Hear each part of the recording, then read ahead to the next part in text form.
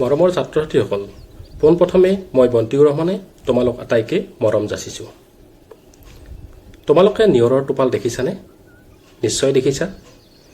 ৰাতিপুৱা শুই উঠিয়েই ফুলৰ পাহি অথবা ঘাঁহ বনৰ ওপৰত যদি জিলিকি থকা নিয়ৰৰ কণিকাবোৰ দেখোঁ, তেতিয়া আমাৰ মনবোৰ কেনে লাগে বাৰু?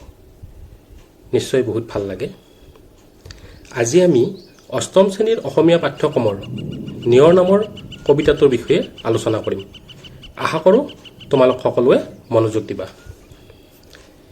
এই পাঠটিৰ পৰা আমি কি কি শিকিব পাৰিম?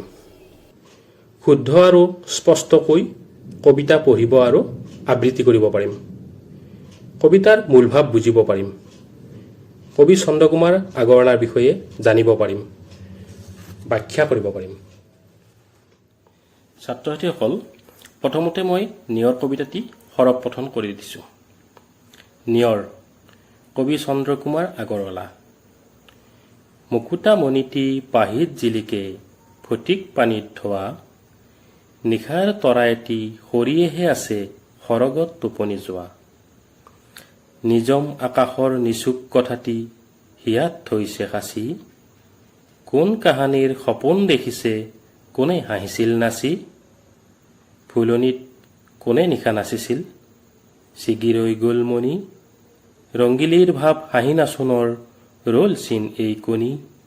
পুৱাৰ হেঙুলি বেলিটিলৈ চাই এটুপি চকুৰ পানী, নিয়ৰ কলিৰে শোভে ফুল জুপি চাইছো ভাৱতে ভাহি। হাই কি বিষম পেলালে বায়ুৱে জোকাৰি ফুলৰ পাহি।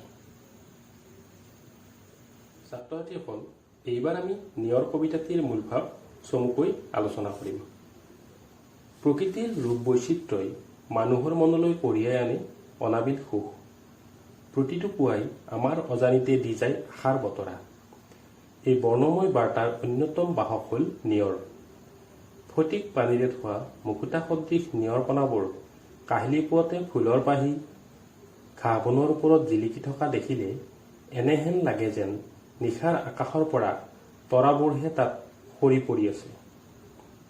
কবিৰ কল্পনাত নিয়ৰ হৈছে ফুলনিত নিশা কোনোবা হাঁহি হাঁহি নৃত্যৰতা নাচনীৰ ডিঙিৰ পৰা ছিগি পৰা একোটা মণি, অথবা পুৱাৰ পোহৰত সেমেকি উঠা একোটোপাল চকু পানী। সেই চকু পানী নিয়ৰ হৈ ফুলপাহিত পুৱাৰ হেঙুলি পোহৰত জিলিকি উঠিছে।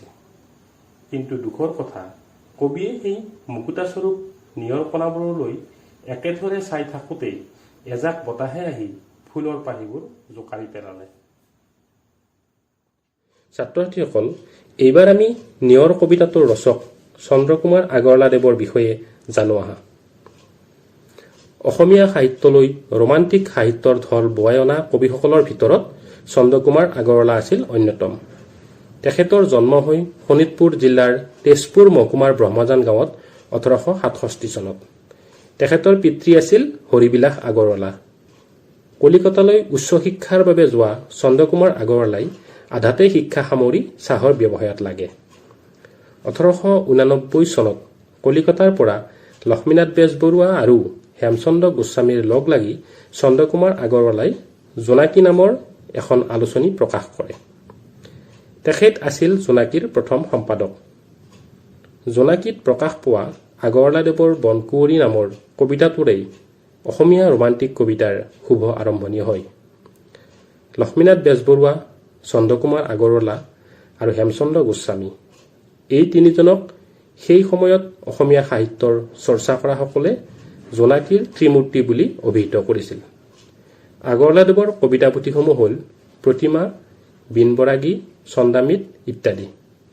প্ৰতিমা আছিল তেখেতৰ শ্ৰেষ্ঠ কবিতা পুথি।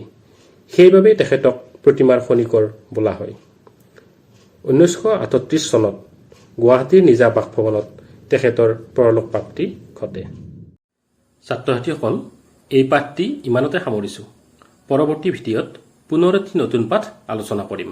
আজিলৈ এৰিছোঁ। ধন্যবাদ।